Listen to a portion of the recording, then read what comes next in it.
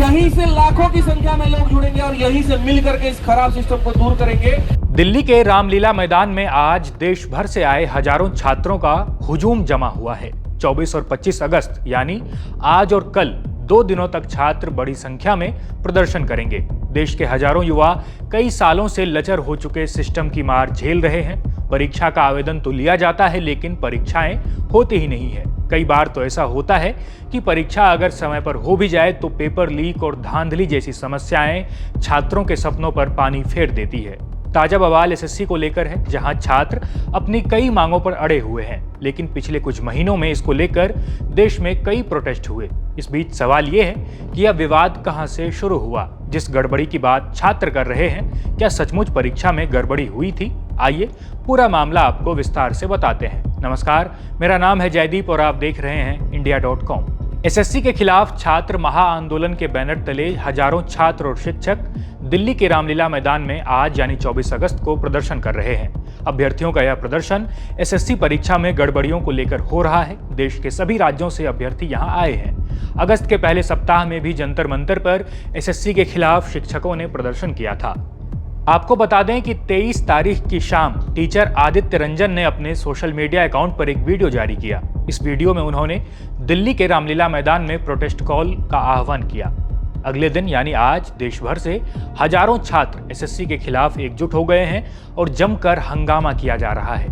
आपको बताते हैं कि इन अभ्यर्थियों जो प्रदर्शन कर रहे हैं उनकी मांगें क्या क्या हैं। पूरे भारत से आए स्टूडेंट्स ने इस लचर सिस्टम और शिक्षा पर गहरी निराशा व्यक्त की है। स्टूडेंट्स बड़े व्यापक सुधार, बेहतर निगरानी और क्वेश्चन पेपर की गलतियां, आंसर शीट संबंधी समस्याओं और मेरिट लिस्ट पब्लिशिंग में देरी जैसी शिकायतों के समाधान की मांग कर रहे हैं। हालांकि अभी तक किसी प्रस्तावित समाधान की घोषणा नहीं की गई, लेकिन स्टूडेंट्स इस बात पर अड़े हैं कि बातें नहीं, इस बार बदलाव चाहिए।